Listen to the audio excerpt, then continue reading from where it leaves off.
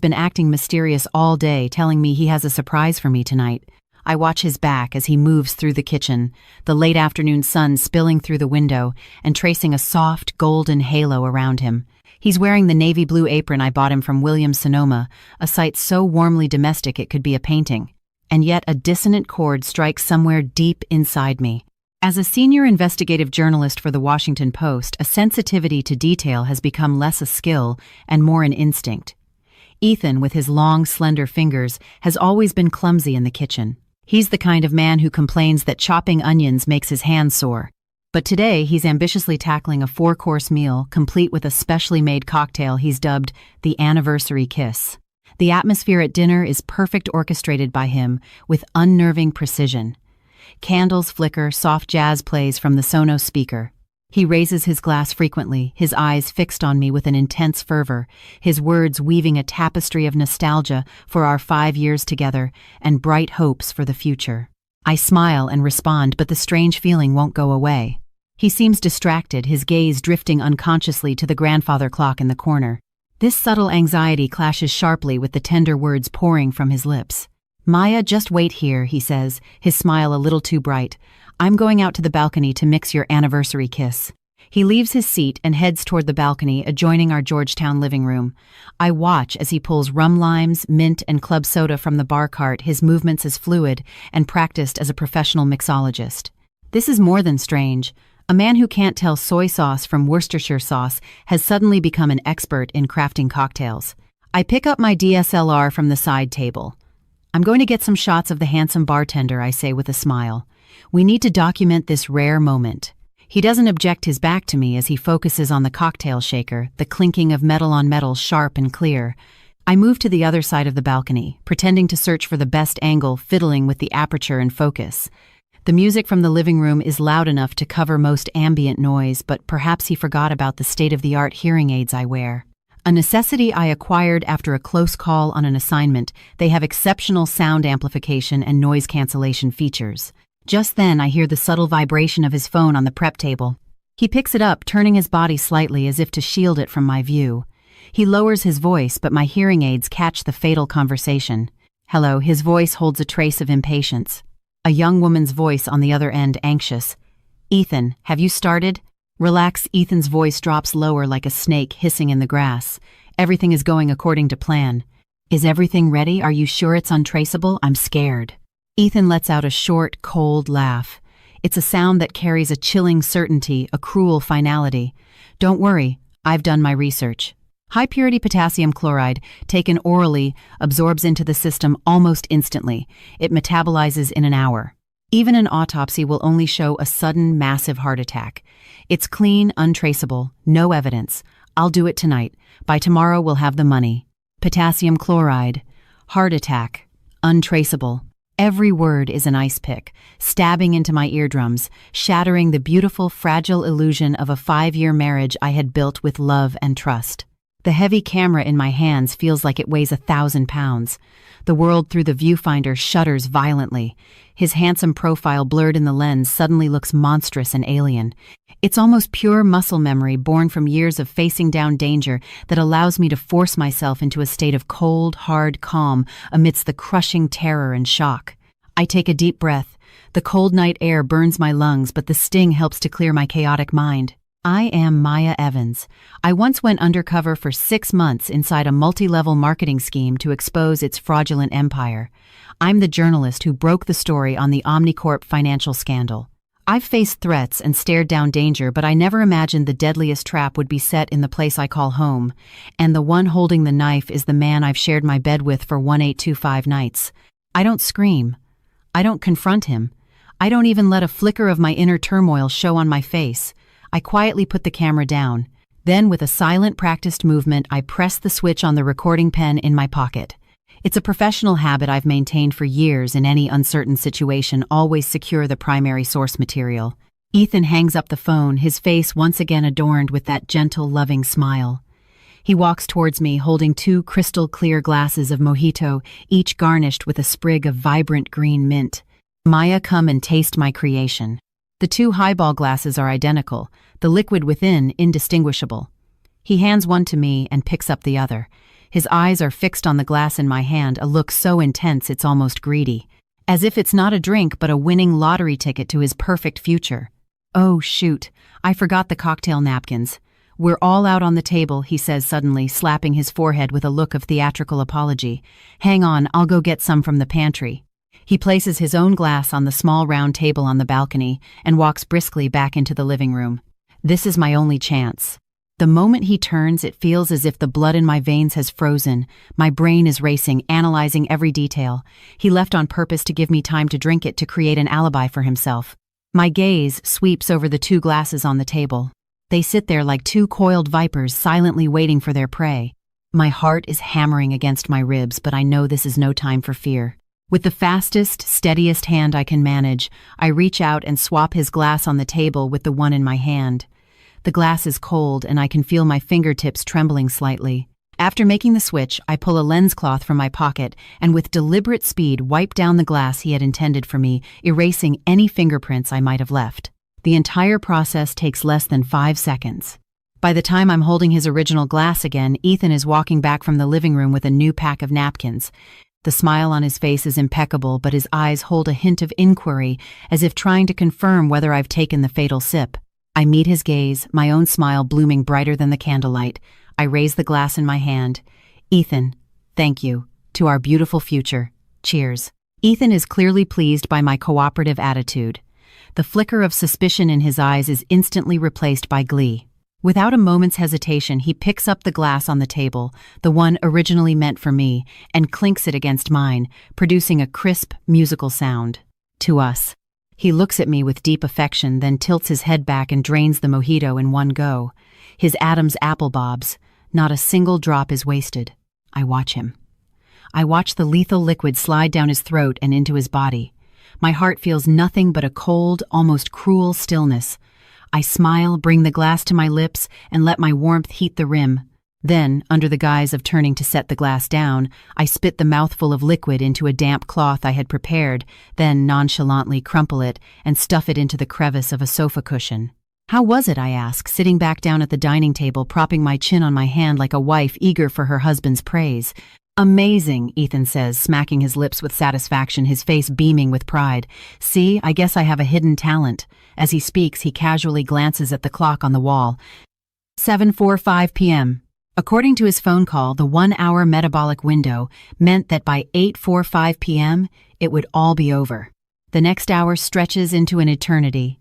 We chat like the most loving couple, reminiscing about the past.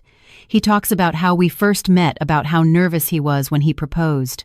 He describes every detail so vividly, as if all that love and affection were real. If I hadn't personally heard that phone call, I would have been completely fooled by his masterful performance. I listen quietly, adding a word here and there while my mind is coldly calculating the time. My eyes are fixed on his face, catching every subtle change in his expression. His gaze starts to wander. His topics become more scattered. He checks the clock more frequently, each movement a little too deliberate. He's waiting for the poison to take effect, waiting for me to wilt before his eyes like a flower cut from its stem. Time ticks by 1 second at a time. 8:10 p.m. He's talking less. A fine sheen of sweat appears on his forehead. 8:20 p.m. His face has grown pale. The hand raising his water glass begins to tremble slightly. 8:30 p.m. He suddenly clutches his chest, his breathing becoming labored. He looks at me, his eyes filled with disbelief, and finds me looking back, my face a mask of rosy health and concerned worry. Ethan, what's wrong? Are you feeling sick? I ask softly, my voice laced with the perfect amount of alarm. No, nothing. He forces a smile, but it looks more painful than a grimace. Maybe I'm just tired today. The confusion in his eyes deepens slowly, being replaced by a more profound emotion, fear. He can't understand why he's the one showing symptoms when I should have been the one to drink the poisoned cocktail. Did something go wrong with the poison, or... He doesn't dare to think further. 8:45 p.m. The time of death he had set for me has arrived. I am sitting across from him perfectly fine.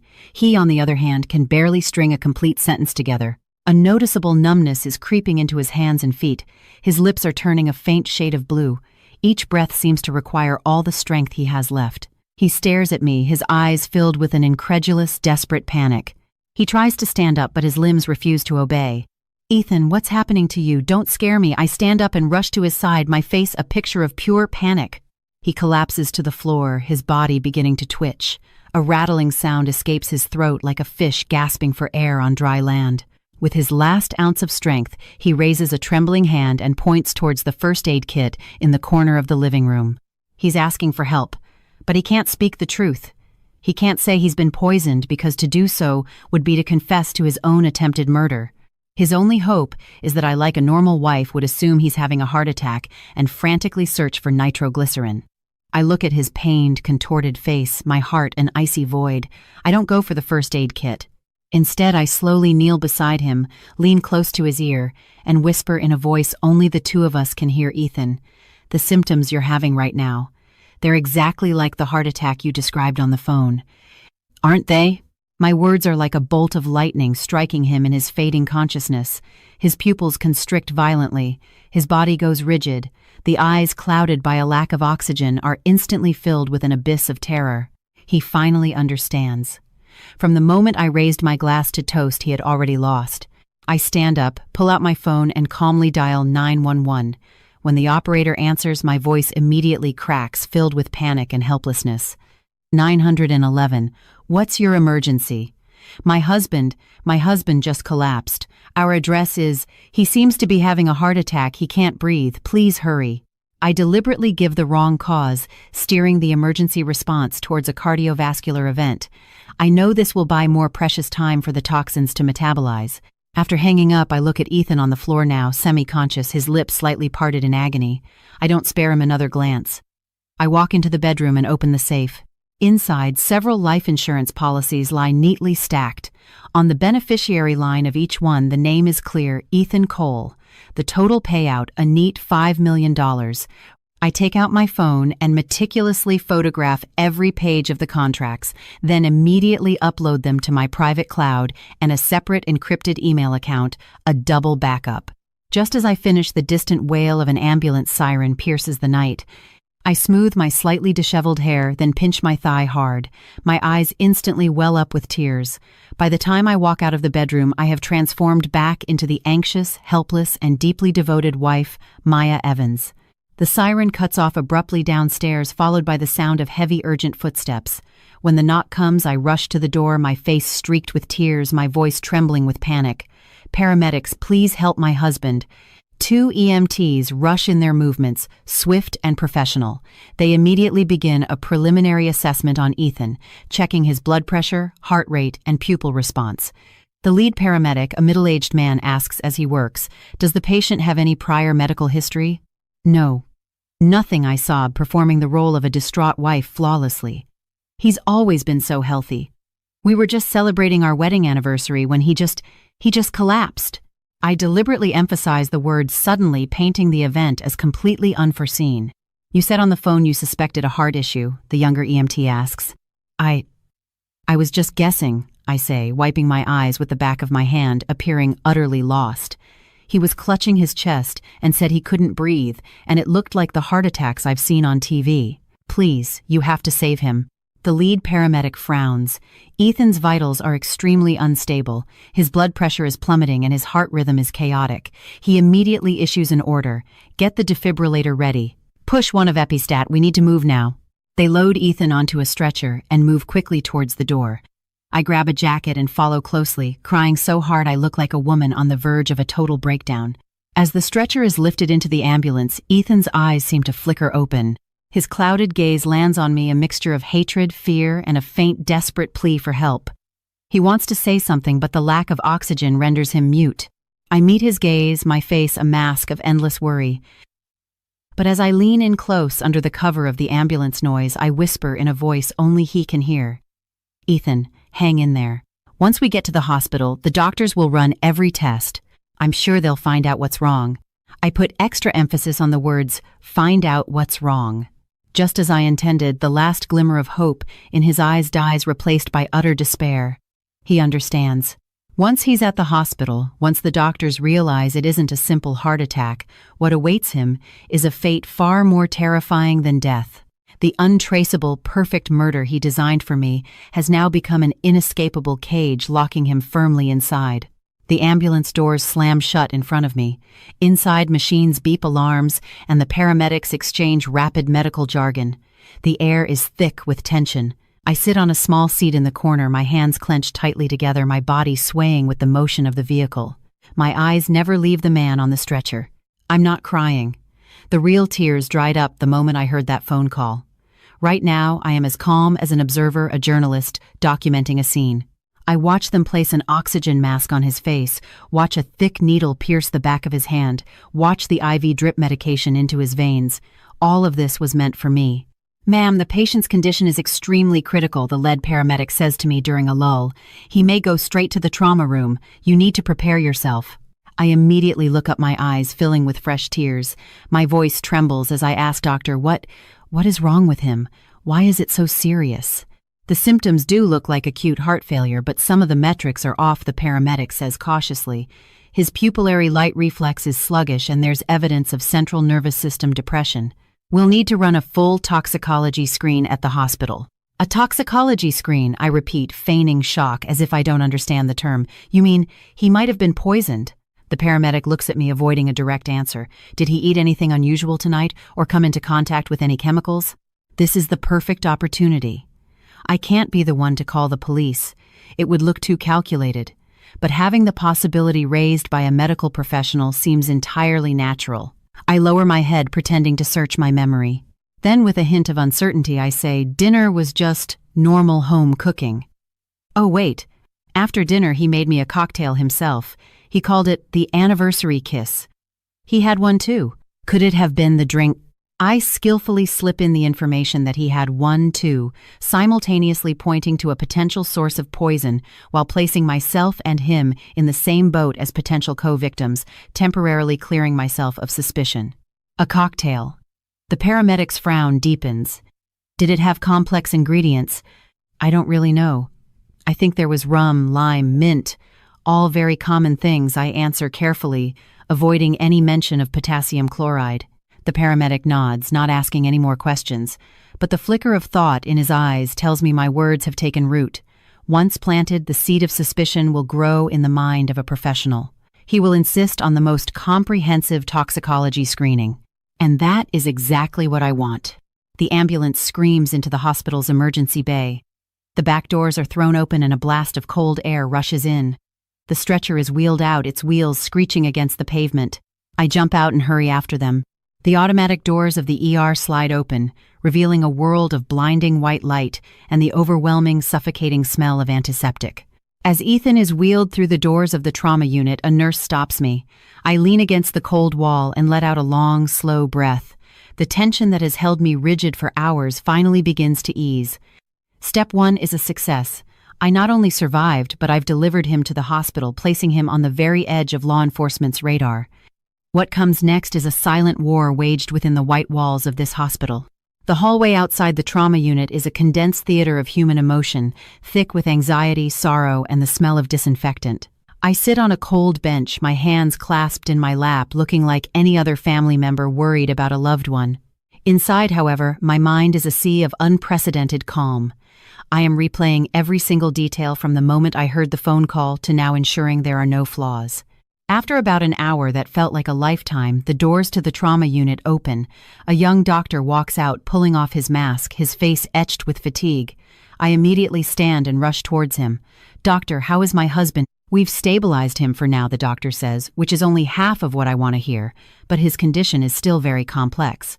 Our preliminary assessment is that this wasn't a simple cardiac event. It's more consistent with poisoning. Poisoning, I feign shock and disbelief perfectly. "How could that be? We ate the exact same food." "That's what we need to ask you," the doctor says, his expression serious. "We detected an extremely high concentration of potassium ions in his blood, far exceeding the normal range. This was the primary cause of his cardiac arrest. We suspect potassium chloride poisoning. That's a strictly controlled substance typically used for medical injections. It's impossible for it to appear in a daily diet. Per hospital protocol, we have to report this to the police." Here it comes, I think to myself. Everything is proceeding exactly as I planned. I show no joy, instead adopting a tone of near collapse. The police, how can this be, doctor? Are you sure you're not mistaken? How could we have something like that in our house? We're just reporting based on the test results. The specifics will have to be investigated by the police, the doctor says, patting my shoulder consolingly before turning to leave. I lean against the wall, my body slowly sliding down until I'm crouched on the floor, my face buried in my arms. My shoulders shake as if I'm crying silently. Passing nurses and other families cast sympathetic glances my way. No one knows that beneath this facade of grief lies a mind as cold and sharp as a surgeon's scalpel. Ethan is moved to the intensive care unit with no visitors allowed for now. Before long, 2 uniformed police officers arrive at the hospital. After a briefing from the doctors, they find me.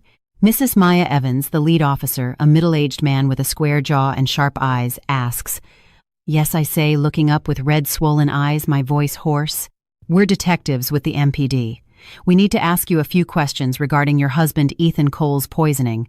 The hospital has filed a report.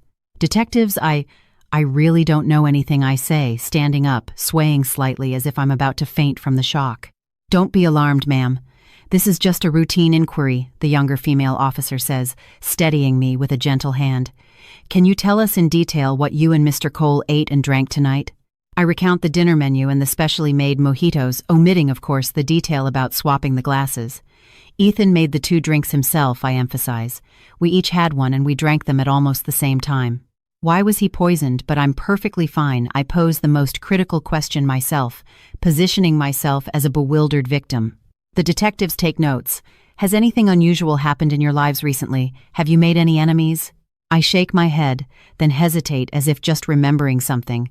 Ethan, I think he's been having some financial trouble lately. He started a small consulting firm, but a big project fell through. I think he was in some debt. Could it have been one of his business rivals? I skillfully divert their investigation towards external factors, creating an image of Ethan as a potential victim of corporate sabotage. This is to prevent him from getting desperate and turning on me. I need him to believe that if we stick to the same story, blaming a non-existent third party, he might still have a chance. After the interview, the police inform me they will be going to our residence to conduct a crime scene investigation and ask me to remain at the hospital. I nod and watch them leave. The next morning, Ethan's condition stabilizes and he's moved from the ICU to a regular room. He's awake, but the ordeal of stomach pumping and resuscitation has left him as frail as a piece of paper. When I enter the room, he's lying in bed, staring blankly at the ceiling. Seeing me, his clouded eyes move a complex mixture of hatred, fear, and the dazed confusion of a survivor. I close the door, place the thermos I brought on the bedside table, and say softly, "You're awake. The doctor said you can have some clear liquids. I made you some broth." My tone is as gentle as if nothing ever happened. He doesn't respond, just stares at me, his lips moving to form a raw, raspy sound. Why, would I ask, pulling a chair to his bedside, meeting his gaze calmly. Why was I the one who was poisoned? He asks, the words, a painful effort. I smile, a smile completely devoid of warmth. Ethan, what are you talking about? The doctor said. We were both poisoned. It's just that I have a stronger constitution, so I didn't have a reaction. I lie with a straight face, blurring the lines of what happened. He clearly doesn't believe me, struggling to sit up. You switched the drinks. I switch the drinks. I raise an eyebrow in feigned surprise. I take out my phone, open a video file, and hold it in front of him. On the screen is the footage I took with my DSLR last night of him making the cocktails. The angle is clear, the lighting perfect. Look, Ethan, this is the video I took of you last night. You personally made 2 drinks. You put one on the table and handed one to me. From beginning to end, I never touched your glass. The police have seen this too. They said it could be used as evidence. He stares at the video, his eyes widening, the color draining from his face. He can't remember.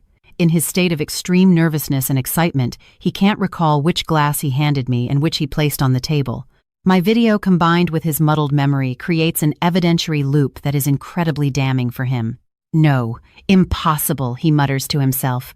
I put my phone away, lean in closer, and continue in a voice only we can hear. Ethan, the police have opened a case. They suspect someone intentionally poisoned you. Did you cross someone recently? Maybe those loan sharks you owe money to. He looks up sharply, a flash of panic in his eyes. I catch it. Right now, you and I are on the same side. I continue in my calm, gentle tone, speaking the coldest of words. Think carefully. Blaming a non-existent third party is your only way out. Otherwise, attempted murder of your own wife. What do you think the police will conclude, and what do you think that $5 million insurance policy will look like then? My words are like a precision scalpel dissecting all his pathetic arguments and hopes. He looks at me, his expression shifting from terror to dependence. Faced with death and prison, he has no choice but to believe in the lifeline I've laid out for him. Now tell me, I say, adopting the professional demeanor of a journalist conducting an exclusive interview. Who gave you the potassium chloride? Ethan is completely broken. Faced with the threat of death and a long prison sentence, his meager intelligence and cunning schemes are no match. He looks at me like a drowning man clutching at a piece of driftwood, even though he knows that driftwood could drag him under at any moment. It was Jessica, he whispers, finally uttering a name. Jessica. I repeat the name in my mind, my brain's database running a quick search. The name is completely unfamiliar.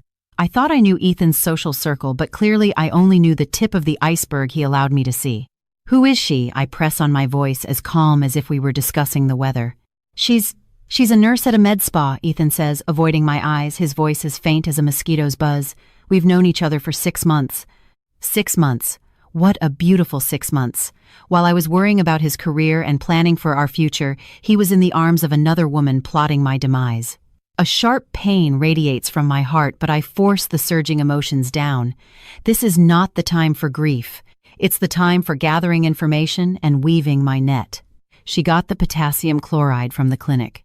He nods. She said it was hard to get, but one of the doctors at her clinic was careless with inventory. She stole a small amount and ground it into a powder. Was this plan something you came up with together? My voice remains steady, but each word is like a shard of ice.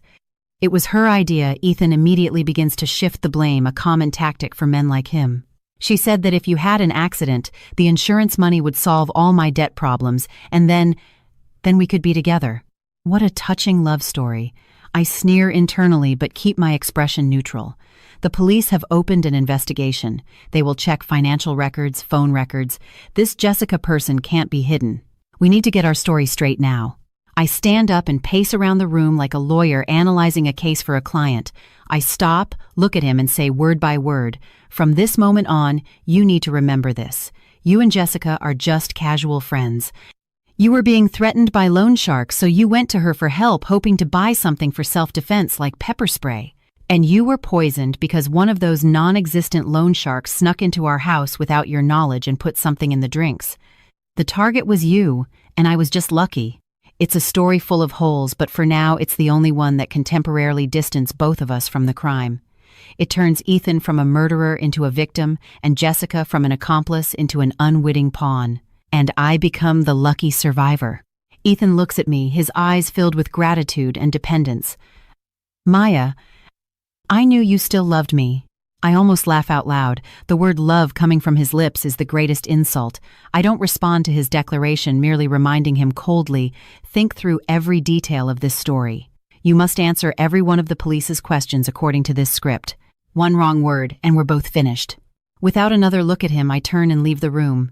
The moment I'm out, I find an empty corner and quickly type out the contents of our conversation, encrypting it and sending it to my cloud storage. This isn't about trust, it's about evidence. A man like Ethan could turn on me at any moment to save himself. I need a record of him admitting Jessica's existence.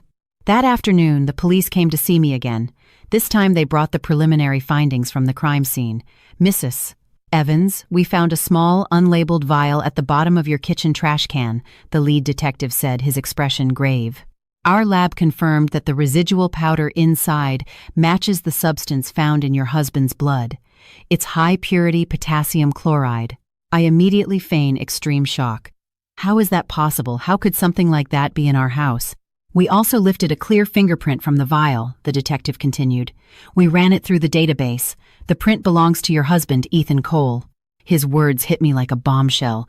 I stagger back, needing to brace myself against the wall to stay upright. I look at the detective, my eyes filled with pain and disbelief. "No, that's impossible." "Ethan, why would he try to harm himself? My performance is flawless. A devoted wife, shocked, grieving, and in complete denial upon learning her husband might have attempted suicide." "We haven't ruled out that possibility," the female officer said, observing my reaction. "But we found no suicide note, and judging by the dosage, it's more consistent with a planned homicide. Mrs. Evans, has your husband been acting unusually lately? Any signs of depression? Did he mention writing a will?" I shake my head, tears streaming down my face. "No, nothing at all. We were just planning a trip for next month." "How could he—" "Detectives, someone must have framed him. It must have been those loan sharks. They threatened him, said they'd kill him if he didn't pay them back." I seamlessly introduced the script I created for Ethan. The two detectives exchange a look. Clearly, my statement provides them with another avenue for their investigation. Loan sharks. Can you give us the specifics? I give them a brief overview of Ethan's struggling business and his borrowing from predatory lenders. I also unintentionally let it slip that he had asked a friend for help, a nurse named Jessica, hoping to get something like pepper spray for self-defense. I've now reframed the potassium chloride as a self-defense item, further marginalizing Jessica's role and making her seem like an innocent friend caught in the crossfire. My goal is to make the police believe that the trail leading to Ethan and Jessica is a setup, and the real culprit is the non-existent third party. After the police leave, I immediately send a text to Ethan, updating him on the police's findings and my statement telling him to maintain the same story. He quickly replies with an "okay," followed by "thank you, thank you, thank you." I stare at the words, feeling nothing but bitter irony. I'm not helping him. I'm weaving a more intricate cage for him. Now the police's main focus will be on investigating the so-called loan sharks, which will buy me the precious time I need to find the real accomplice, Jessica. I can't wait for the police to do it. As a journalist, I have my own sources and methods. I return to the Post newsroom and use our internal databases. I quickly pull up information on every nurse named Jessica in the D.C. area. By cross-referencing age and place of employment, I narrow my target down to a high-end private med spa in Chevy Chase called Venus Aesthetics. I don't act immediately. Instead, I call a friend who works for the D.C. Department of Health. He has access to more restricted information. "Hey Mark, can you do me a favor? I need you to check if there's a nurse named Jessica at Venus Aesthetics in Chevy Chase. Also, can you see if you can pull up their recent pharmaceutical procurement and usage logs, specifically for potassium chloride?" There's a pause on the other end, then Mark's voice grave. "Maya, what are you asking about that for? Potassium chloride is a high-risk controlled substance.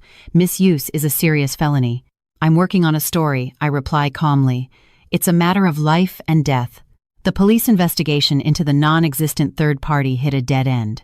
The phone numbers Ethan provided for the supposed loan sharks were either disconnected or untraceable, clearly fabricated to support his story. Inevitably, the focus of suspicion shifted back to Ethan and me.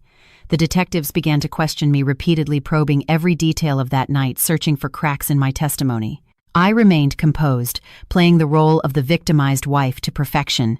My grief, my confusion, my defense of my husband, it all seemed so real. But I knew this charade couldn't last forever. The police weren't fools. They would eventually find the logical inconsistencies in the story. I had to find Jessica, and fast. Just then, Ethan started to panic. Through a relative who came to visit, he secretly passed me a note.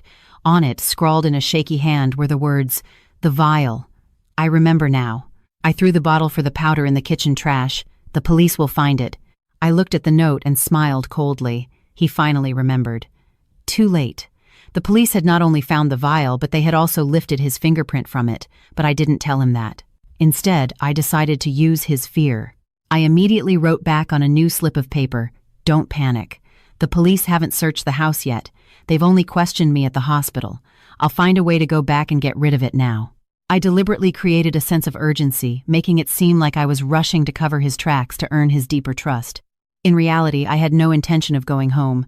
I knew our Georgetown townhouse was likely under surveillance by plainclothes officers. I needed a plausible reason to leave the hospital, and a reason that would lure Jessica out into the open. I dialed Ethan's mother's number. Carol, who lived in rural Ohio, had never liked me, considering my demanding career an affront to her idea of a proper wife. The moment she picked up, I burst into tears. "Carol, you have to come. It's Ethan. Something terrible has happened." I told her the whole story, embellished, of course, with the version I had fabricated. Ethan, the victim of a vicious business rival, poisoned, and now fighting for his life. On the other end of the line, she shrieked and wailed, promising to catch the first bus to D.C. After hanging up, I texted Ethan, "Your mom is on her way. You have to get Jessica to go to the house and get rid of that vial before she arrives.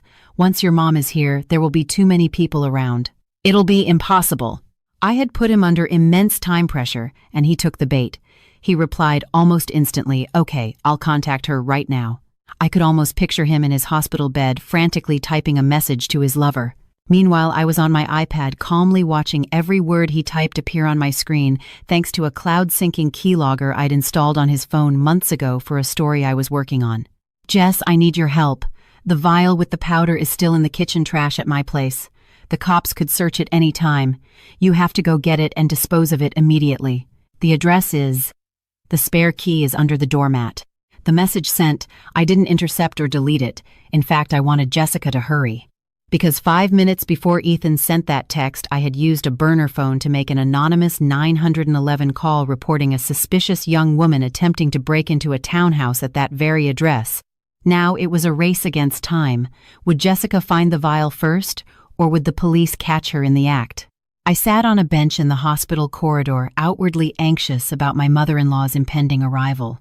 In reality, a micro-earpiece was tucked into my ear, feeding me real-time traffic updates from a friend in the city's traffic division.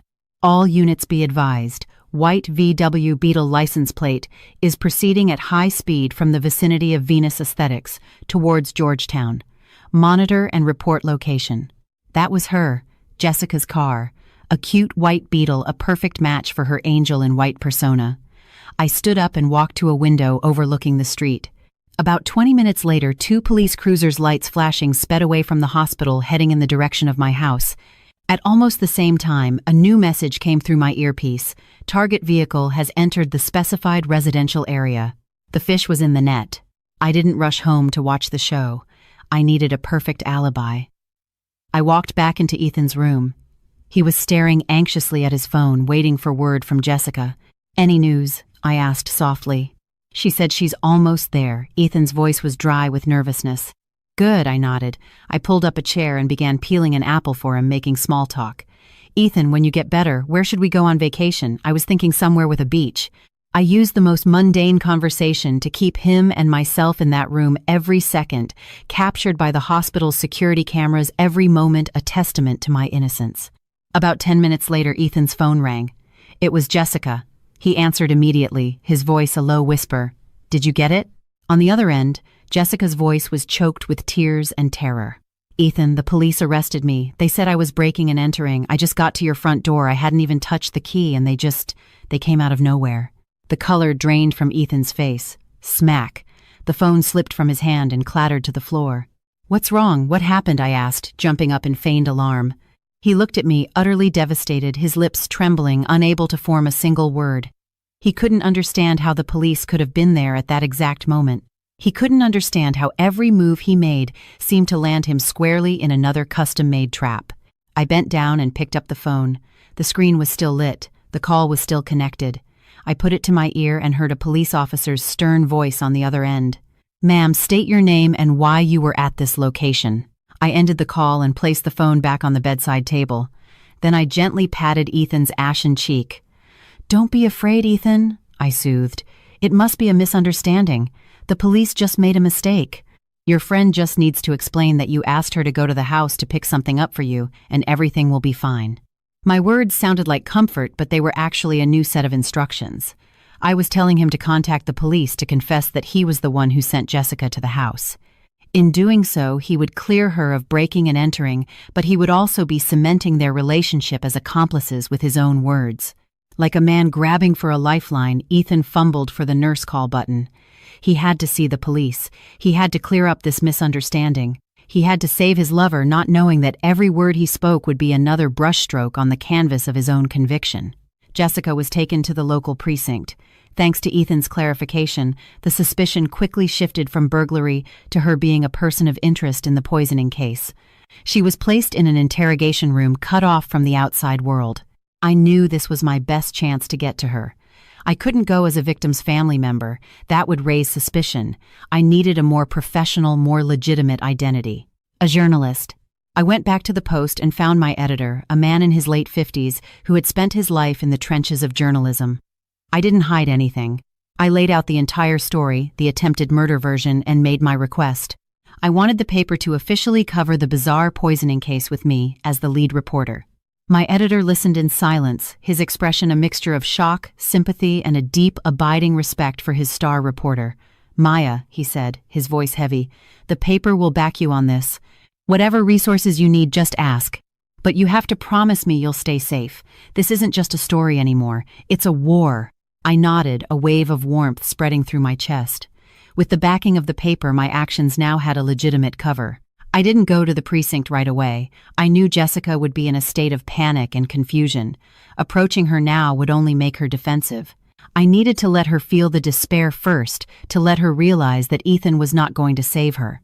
I spent the afternoon digging into Jessica's background. She came from a working-class family, a classic good girl.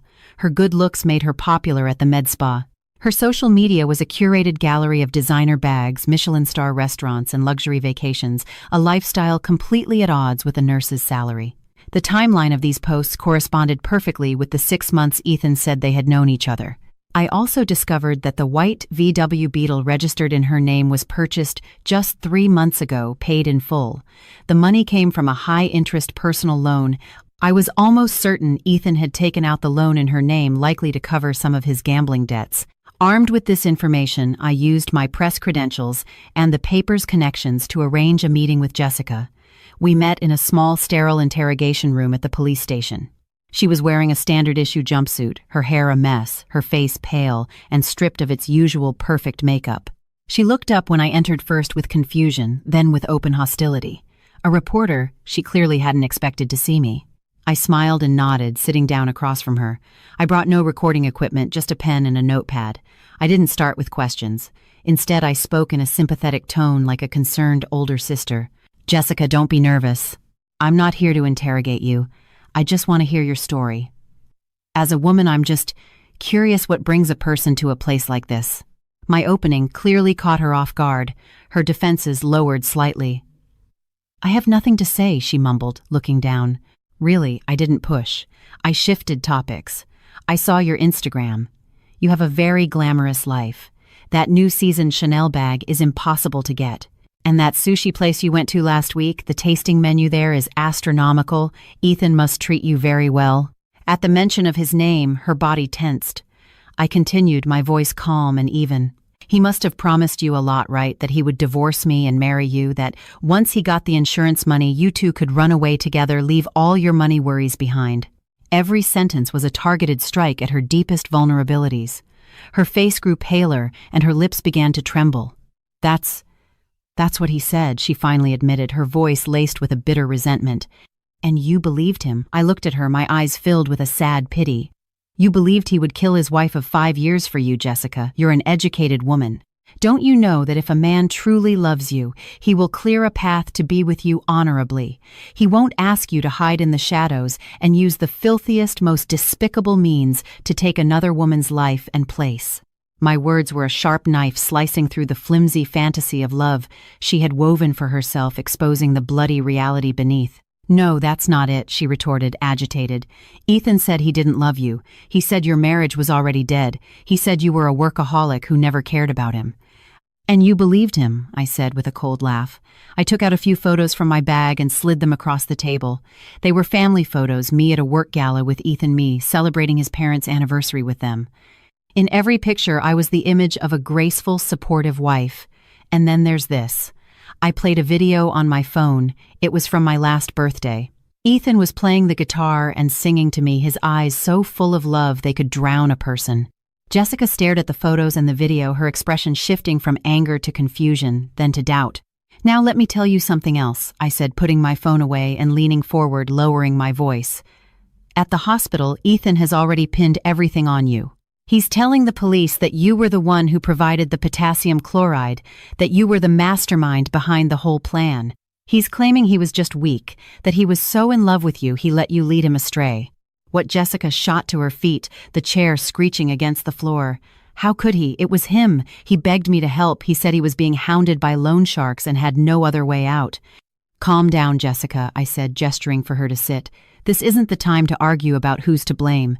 The fact is to save himself. Ethan has already thrown you to the wolves." If you continue to cover for him, you'll be facing a charge of accessory to attempted murder. You know better than I do how many years that carries." She collapsed back into the chair, utterly defeated, tears finally streaming down her face.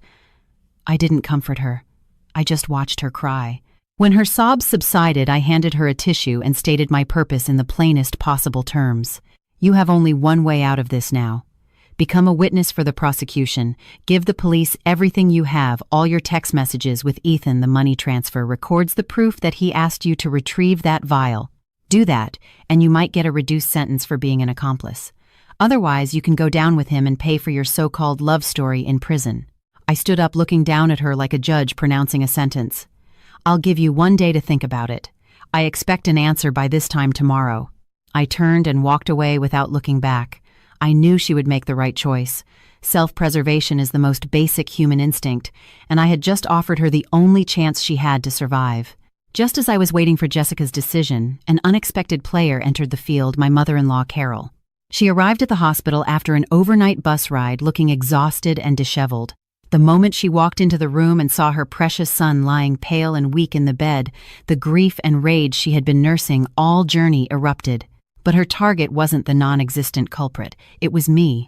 You're bad luck," she shrieked, rushing at me like an enraged lioness, her hand raised to slap me. I didn't flinch, just stared at her coldly.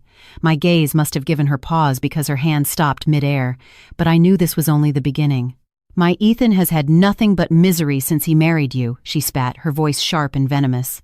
"All you do is care about your stupid job. When have you ever truly cared for him? Now look, he's been harmed like this. Are you happy now, you black widow?" Her tirade attracted the attention of the other patients and their families in the ward. I didn't argue. I didn't cry. I just stood there and let her vent. I knew that the more vicious she was, the more it would highlight my own silent, dignified suffering. From the bed, Ethan weakly tried to intervene. "Mom, stop it. It's not Maya's fault." His defense only served as further proof of my manipulative powers in his mother's eyes. "Oh, you're still protecting her at a time like this," she wailed even louder. "What kind of spell has she put on you?" The chaotic scene was finally broken up by the head nurse, who sternly told Carol to be quiet. Though reluctant, she didn't dare make another scene. She just sat by the bed, wiping her tears and shooting daggers at me with her poison-filled eyes. I ignored her, quietly wiping Ethan's face and hands with a warm cloth, giving him water and helping him with his medication, playing the role of the devoted wife to perfection. My meekness and forbearance filled Ethan's eyes with guilt. He probably felt that he had treated a woman who loved him so deeply in the most despicable way. That evening, I used the excuse of going home to get a change of clothes to leave the hospital. I knew this would be the perfect opportunity for mother and son to be alone, and some things needed to be said by Ethan himself to have the desired effect. I didn't actually go home. I went to a coffee shop across the street from the hospital and connected via Bluetooth to the recording device I had hidden in the room, a device disguised as an aromatherapy diffuser on the bedside table. In the hospital room, Carol's crying had stopped. She lowered her voice. "Son, you tell me the truth. What really happened? Why are the police saying it was poison? Did you get involved with some shady people?" There was a long silence from Ethan. Then, in a very weak voice, he began to recount the story I had created for him, the loan sharks, the business rivals frame-up. Carol listened, horrified, cursing the villains who had done this to her son. "Then what about that nurse Jessica? What's her deal?" Carol had clearly heard something from the police. She's just a friend," Ethan replied, sticking to our script. "I just asked her for a small favor. I never thought it would drag her into this." "What kind of favor?" Carol pressed. "It was just..." Ethan's voice faltered. At that moment, I decided to add some fuel to the fire. I used a burner phone to send an anonymous text to Carol's cell. The message was simple: your son wasn't poisoned by a rival. He tried to murder his wife for the insurance money and drank the poison himself. If you want the truth, ask him about the $5 million life insurance policy. I had timed it perfectly. As Carol was pressing him for details, her phone lit up. She glanced at it and her expression changed instantly. "Insurance? What $5 million insurance policy?" she demanded, her head snapping up to stare at her son. "Ethan, what is this text message talking about? Did you buy a life insurance policy for Maya?" Ethan was clearly blindsided. He panicked. In front of his own mother, his flimsy facade crumbled. "Mom, don't believe it. Someone is just trying to cause trouble," he pleaded weakly. "Cause trouble." Carol's voice became shrill. Did you buy the policy or not? Tell me the truth." Under his mother's relentless questioning, Ethan finally broke. He stammered, admitting the policy existed but insisting it was just normal financial planning. But once the seed of doubt was planted, it grew with ferocious speed. Carol was not a stupid woman. She was shrewd and selfish. She immediately connected the dots: poison insurance, the bad luck daughter-in-law. She arrived at a conclusion that terrified even herself. "Ethan," she gasped, grabbing his arm, her voice trembling. Did you try to arrange an accident for your wife to get the money to pay off your debts?" Ethan was stunned by his mother's accusation. He couldn't believe she had so accurately guessed his motive. Seeing the silent admission on her son's face, Carol's expression showed no horror, no condemnation. Instead, her eyes began to gleam with a greedy, excited light. She leaned in close, her voice dropping to a conspiratorial whisper.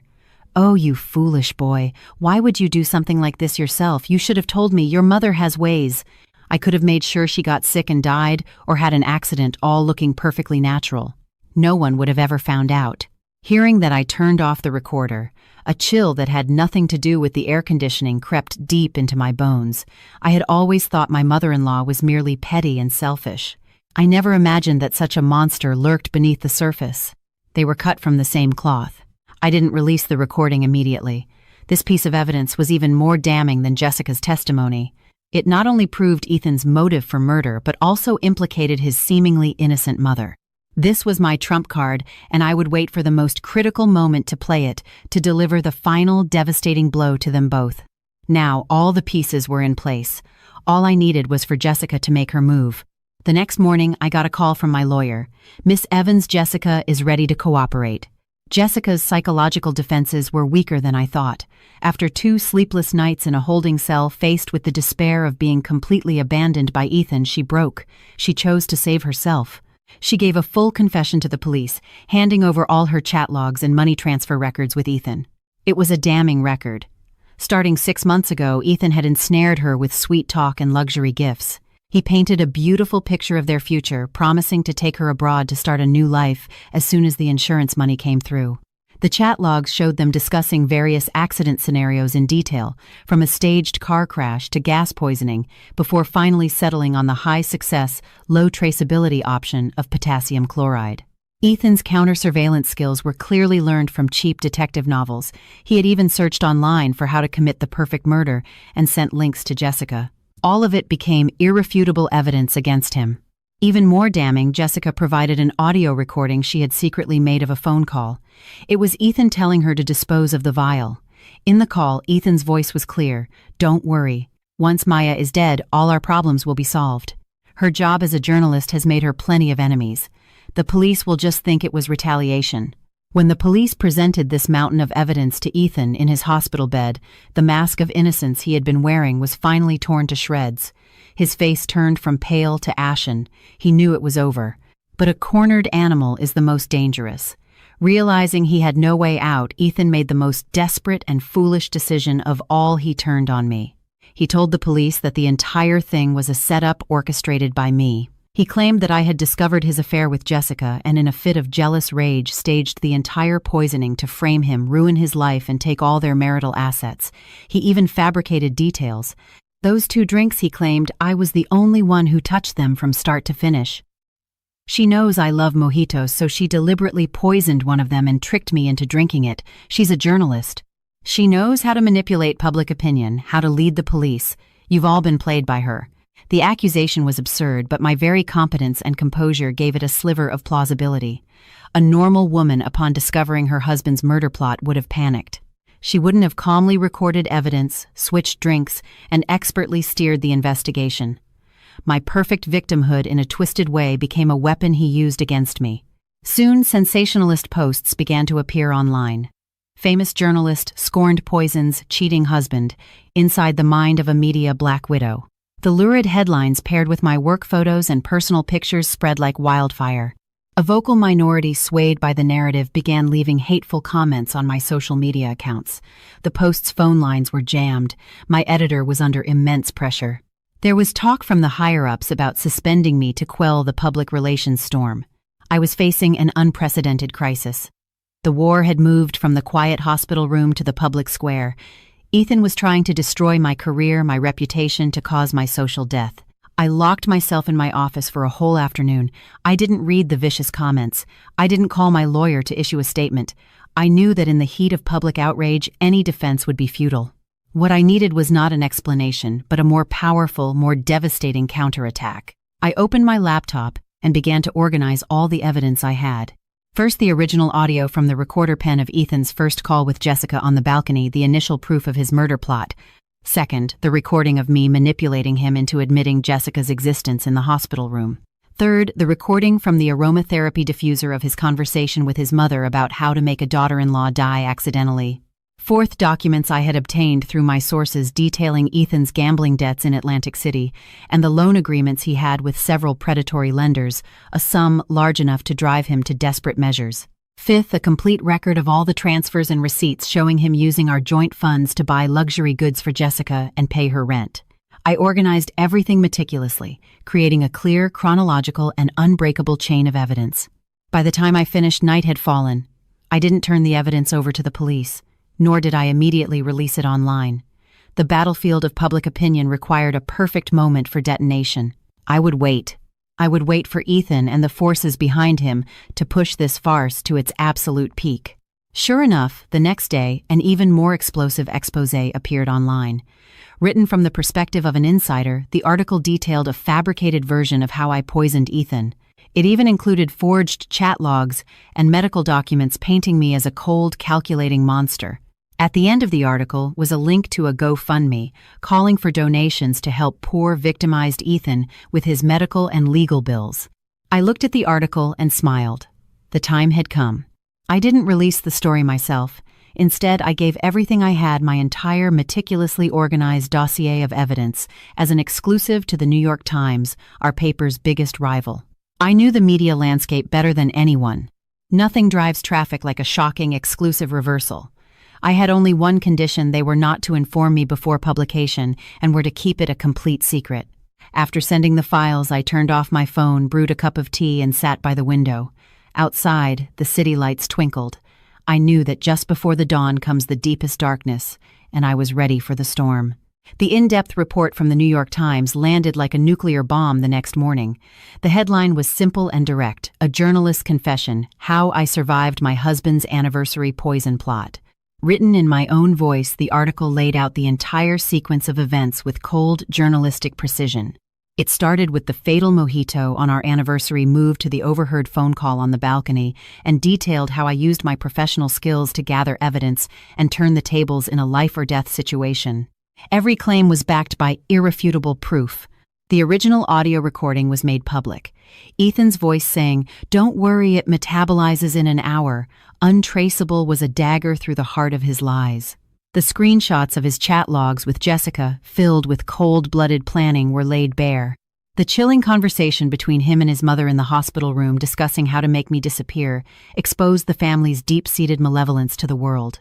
The markers from Atlantic City, the high-interest loan agreements, the receipts for gifts lavished on his mistress, every piece of evidence was a heavy brick, demolishing the victim persona he had so carefully constructed. At the end of the article, I included a personal statement. As a journalist, my duty is to seek the truth. In the past, I sought it for the public. This time, I sought it for myself. I was not killed by that poisoned glass, and I will not be destroyed by this campaign of lies. I have faith in the law, and I have faith in justice.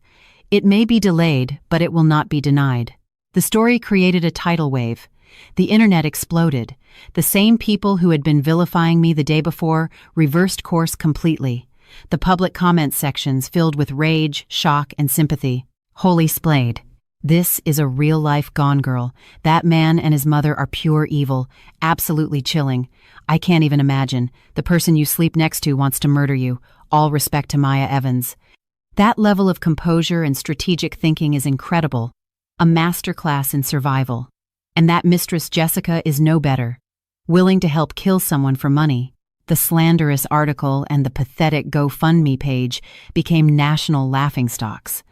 The blog that published it was quickly exposed as a front for a shady PR firm hired by one of Ethan's cousins. The police called the Post almost as soon as the article went live. They were displeased that I had released key evidence to the public, but they had to admit that it had provided them with a decisive advantage. I was called back to the station. This time I wasn't met by detectives, but by the deputy chief of police. He looked at me with a complex expression. "Miss Evans, you are truly one of a kind." I said nothing, simply handing over all the original evidence, including the recorder pen. "Everything I did was in self-defense," I said calmly. "I trust that the police will ensure a just outcome." With this perfect chain of evidence, the police investigation moved swiftly. They immediately audited Ethan's finances, confirming the gambling debts and loans. They obtained security footage from the med spa showing Jessica stealing the potassium chloride. With physical evidence, witness testimony, and clear motive, everything was in place. Faced with irrefutable proof, Ethan and his mother's psychological defenses collapsed. During another interrogation, Carol, in a bid to get a lighter sentence, confessed in even more horrifying detail. She had entertained the idea of getting rid of me long before Ethan did. She had purchased some toxic herbs from a quack healer back in Ohio, intending to slowly poison my food over time, making it look like a long illness. She only abandoned her plan because Ethan came up with the insurance scheme first. They were all monsters. Not a single one was innocent. From the day I married into that family, I had walked into an elaborate trap. They were never interested in me as a person, only in the social status my career afforded them and the financial windfall my death would bring. A wave of retroactive fear washed over me, followed by a profound sense of gratitude. Gratitude for the professional instincts that had alerted me to the danger and for the composure that had allowed me to make the right moves when it mattered most. The investigation was drawing to a close. Ethan, Carol, and Jessica were all in custody awaiting trial. I could finally breathe. I took an extended leave of absence from the post and went back to my parents' home in the quiet suburban town where I grew up. It was the only safe harbor I had left. My parents didn't know the full gruesome details, only that I was getting a divorce. They didn't press me, just quietly cooked my favorite meals and sat with me in the evenings. One night, as my mother and I were sitting on the porch, she took my hand. "Maya," she said softly, "no matter what happens, you always have a home here." Looking at the new strands of gray in her hair, I finally broke down and cried. It was the first time I had truly cried since it all began. Not out of fear or sadness, but because in the cold, desolate wasteland of what my life had become, I had finally found a flicker of pure, unconditional warmth again. Under the combined pressure of public opinion and the police investigation, Jessica, desperate to secure a plea deal, requested a face-to-face confrontation with Ethan at the hospital. The police agreed. It wasn't just a confrontation, it was a final judgment designed to shatter what was left of Ethan's psychological defenses. As the primary victim, I was allowed to attend, accompanied by detectives. When I walked back into that familiar hospital room, Ethan looked even more haggard than before. Dressed in a standard-issue jumpsuit with his hands cuffed, he was curled up on the bed like a frightened animal. When he saw me and Jessica enter, flanked by 2 officers, the last bit of light in his eyes died. Jessica looked at the man she had once risked everything, for her eyes filled with disappointment and hatred. "Ethan," she began, her voice cold and devoid of emotion, "are you going to keep pretending?" Ethan didn't look at her, burying his head lower. "You said you loved me," Jessica continued, her voice clear and steady in the quiet room. "You said you'd divorce her for me. You said we'd go abroad and start a new life with the money. But now, you've pinned every single crime on me. Are you even a man?" Ethan remained silent. "I'm asking you one more time," Jessica's voice rose slightly. "Did you or did you not ask me to get the potassium chloride? Did you or did you not mastermind the plan to murder Maya?" Ethan's head snapped up, his eyes bloodshot. "It was you," he screamed hysterically. "It was all you, you bitch. You seduced me. You were after my money. If it wasn't for you, none of this would have happened." Even now he was trying to deflect blame. Jessica laughed, a bitter, humorless sound. "After your money, Ethan, let's not forget that car is under a loan in my name. How much of the money you lost in Atlantic City did you con out of me? Your so-called company is nothing but an empty shell. You've been lying to me from the very beginning." Their squabbling laid bare the filthy secrets of their affair. I stood by silently, a true observer. Only when there was a lull in their accusations did I speak. "Ethan," I said softly.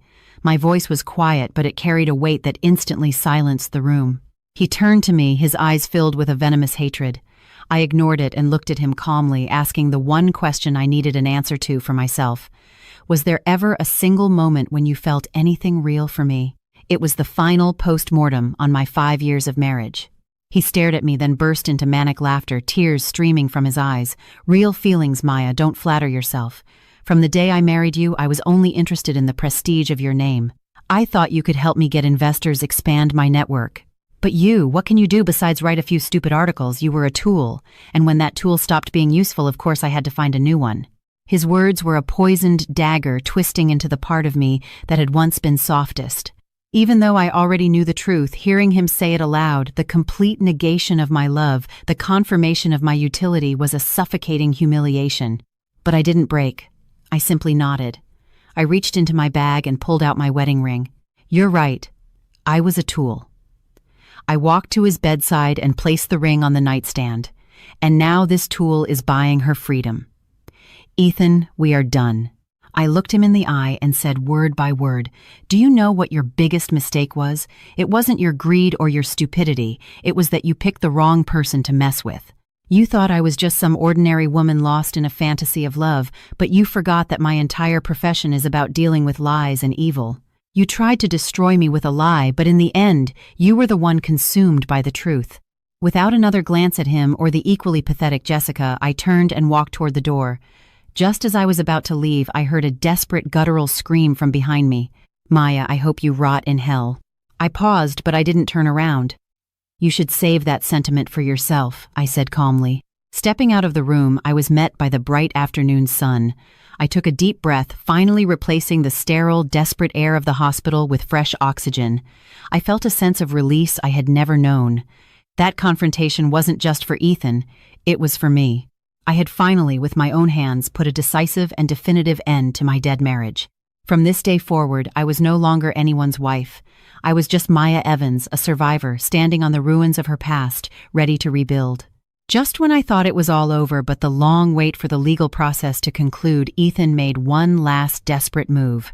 Due to the irreversible damage his body sustained from the poisoning, coupled with his mother's public theatrics threatening suicide, he was granted bail after a complex series of legal maneuvers. He was to be under house arrest pending trial. When my lawyer told me the news, my first reaction wasn't anger, but a cold, sharp sense of alarm. A cornered snake is unpredictable. He had nothing left to lose: reputation, career, money, love, all gone. For a man like that, the only thing left might be the desire to drag me down to hell with him. My lawyer shared my concern. Miss Evans, you must be extremely careful during this time. Don't go out alone. Reinforce the security at your home. Ethan's mental state is highly unstable. I took his advice. I didn't return to my townhouse. The Post arranged for me to stay in a high-security corporate apartment. A car service with a trusted driver took me to and from work, and I carried a panic button at all times. But I had still underestimated Ethan's madness. He vanished. He never showed up at his designated residence for house arrest. He contacted no friends or family. He was a ghost lurking somewhere in the city, waiting for the perfect moment to strike. The constant invisible threat was more suffocating than any open confrontation. He finally appeared on a dark, rainy night. I had been working late on an urgent story. As the car pulled into the underground garage of my apartment building, my driver, a sharp-eyed Army veteran, noticed a black sedan parked near the entrance engine running. The windows were heavily tinted. "Something's not right, Miss Evans," he said, his voice tense. "Stay in the car."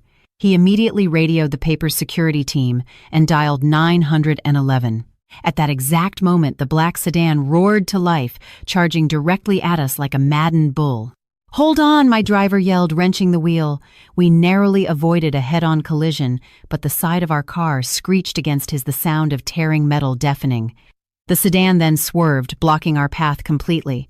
The driver's door flew open. A man in a baseball cap and a face mask jumped out, a long, gleaming knife in his hand. Even with the disguise, I recognized him instantly. Ethan. His eyes were bloodshot, filled with a terrifying, destructive rage. "Maya, get out of the car," he screamed, hammering the hilt of the knife against my window. Spiderweb cracks instantly appeared on the safety glass. My blood ran cold. I never thought he would be so brazen, so violent. The driver had already locked the doors. "Miss Evans, get down, stay down," he commanded. Just then, several beams of bright headlights flooded the garage from another entrance, accompanied by the piercing wail of sirens. The police and the paper's security team had arrived. Seeing the police cars, Ethan knew he was trapped. He let out a primal scream and with all his strength plunged the knife into the fractured window. With a loud crack, the glass shattered, sending shards flying. I felt the cold rain and the sharp tip of the blade just inches from my cheek. "MPD, drop the weapon. Do it now." Several officers surrounded him, their guns drawn. He froze the knife, clattering to the concrete floor. He looked at the police, then at me safe in the car. A grotesque smile spread across his face, a look more painful than tears. "You win, Maya," he muttered just before the officers tackled him to the ground. The cold steel of handcuffs snapped around his wrists once more. This time there would be no escape. I sat in the car, my body still trembling with adrenaline and fear. But I knew it was truly finally over. His last desperate attack had not only failed to harm me, but it had also added the final irrefutable charges to his indictment: assault with a deadly weapon, attempted murder, a fugitive, a violent offender caught in the act. The long, terrifying nightmare had reached its conclusion on this dark and stormy night. The day of the trial finally arrived. I sat at the plaintiff's table, flanked by the city's top legal team hired by the Post. At the defendant's table, Ethan, Carol, and Jessica sat in their prison-issue jumpsuits, pale and defeated. Ethan's eyes were empty, hollowed out. Carol, however, stared at me with pure, unadulterated hatred, as if I were the one who had ruined her family. The trial itself was a formality. The evidence was overwhelming. The prosecutor played the decisive audio recording in the silent, solemn courtroom. Ethan's voice, cold and clear, echoed through the chamber. "Metabolizes in an hour. Untraceable." A gasp went through the gallery. One by one, the chat logs, the recording of Carol, and the security footage of Ethan's final violent attack were presented. His lawyer's attempts to argue for a crime of passion or temporary insanity were systematically dismantled. Ethan himself remained silent, offering no defense.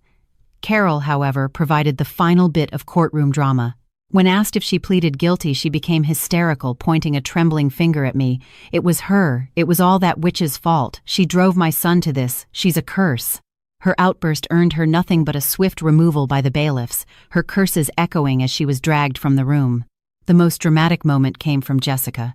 Citing her cooperation and deep remorse, her lawyer pleaded for leniency. During her final statement, she tearfully apologized to me. Then she pulled a folded piece of paper from her pocket. "An ultrasound. Your Honor, I'm pregnant," she sobbed. "The baby is Ethan's. For the sake of my child, I'm begging you for a chance to start over." The courtroom erupted in murmurs. Ethan looked up, his face a mask of disbelief. Even I was taken aback. To use an unborn child as a shield at the last moment was a move of breathtaking cynicism. But the law is the law. After a brief recess, the judge delivered the verdict. Ethan Cole, for charges of attempted murder, insurance fraud, and aggravated assault, was sentenced to 25 years to life in prison. Carol Cole, for conspiracy and solicitation to commit murder, was sentenced to 10 years. Jessica, for her role as an accomplice, but given her cooperation and extenuating circumstances, was sentenced to 5 years of probation and had her nursing license permanently revoked. As the judge's gavel fell, I let out a long, slow breath. Justice, though delayed, had not been denied. Outside the courthouse, a sea of reporters swarmed me. "Miss Evans, are you satisfied with the verdict, Maya? What are your plans now?" I said nothing. I simply turned to the cameras and gave a deep, respectful bow. Then, escorted by my editor and colleagues, I pushed through the crowd and got into a waiting car. As the car pulled away, I watched the courthouse recede in the rearview mirror. The war was won, but I had lost 5 years of my life. My phone buzzed, a text from my lawyer. "Miss Evans, the civil divorce hearing is tomorrow. Given that Ethan is the at-fault party, you will be awarded all marital assets." I texted back 2 words: "Thank you." The accounting had just begun. The divorce proceedings were a swift epilogue. With the criminal convictions in place, Ethan had no legal ground to stand on. He didn't even appear, sending a court-appointed lawyer in his stead. The judge granted the divorce and awarded me everything: our townhouse, the cars, all bank accounts and investments. The court also ordered Ethan to repay all the joint funds he had spent on Jessica. With the divorce decree in hand, I began to systematically dismantle my old life. First, I sold the house. The place that held 5 years of memories was now just a cold, tainted space. It sold quickly. The money in the bank felt not like a victory, but like the shedding of a heavy weight. Second, I sold the cars. I didn't want to drive another mile in anything that reminded me of him. Third, I closed every joint bank account, transferring the balance into a new account under my name alone. These numbers, once a symbol of our shared future, were now the capital for my new beginning. During this process, I discovered the true extent of his deception beyond the gambling debts he owed money to suppliers for his sham company. He was a complete fraud. I had my lawyer issue a public notice disavowing any responsibility for his personal debts. As for Jessica, though she avoided prison, her life was ruined. The story was everywhere. She was fired and ostracized from her community. She had to return to her small hometown. I heard her parents, unable to bear the gossip, eventually cut ties with her. She called me once, crying, begging for money to start over somewhere new for the sake of her baby. I refused. "Jessica," I said calmly, "your child is innocent, but you are not. You made your choices. I have no obligation to finance your future." I hung up and blocked her number. I am not a saint. For someone who helped plot my murder, my lack of vengeance was the greatest mercy I could offer. Last was Carol. From prison, she requested that I hire a better caregiver for her. I refused that too, but I did take a small portion of the money from the house sale and made an anonymous donation to the state's correctional system earmarked for improving elder care for all inmates. I hated her, but I would not become like her. When it was all done, I was overcome with a profound exhaustion. I had won a long, brutal war, but I was covered in scars. I submitted my resignation to the Post. My editor tried to convince me to stay, telling me my fame was at its peak. I used to think being a good journalist meant exposing all the darkness in the world, I told him. But I've learned that when you get too close to the darkness, it tries to consume you. I need to find a new way to live. He understood. I left the city I had loved and hated the career I had dedicated my life to. I bought a one-way ticket to a place I'd never been, a small, quiet town on the California coast. I needed to say goodbye to the past and to the woman I had been. I rented a small house overlooking the ocean in Carmel by the Sea. I opened a small online bookstore. My days became simple, curating books, packing orders, and watching the tide roll in and out. I learned to surf. I learned to paint. The sun turned my skin a healthy bronze. Time, the ocean, and the sun began to heal the deep wounds. A year later, my old editor called. The series I had written about my ordeal had won the Pulitzer Prize. He wanted me to come back for the ceremony. I hesitated, then agreed. I needed to write a final, proper ending to that chapter of my life.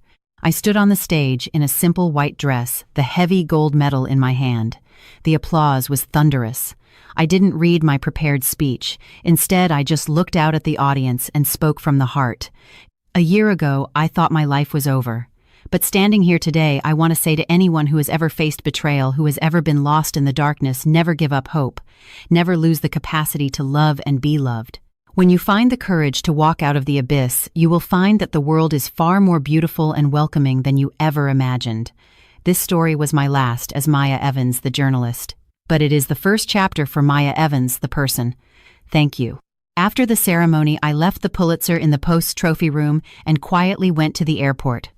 As I was boarding the plane back to my new life, a text message arrived from my lawyer. It was brief. Jessica's baby was born. A paternity test proved Ethan was not the father. I stared at the message for a long moment, then a small, sad smile touched my lips. I deleted it.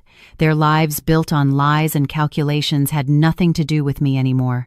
The plane took off, and the city lights below shrank to tiny, glittering specks.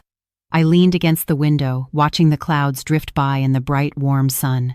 A song I loved played softly through my headphones, its melody light and free. I closed my eyes and hummed along. My new life, my exclusive story, was just beginning.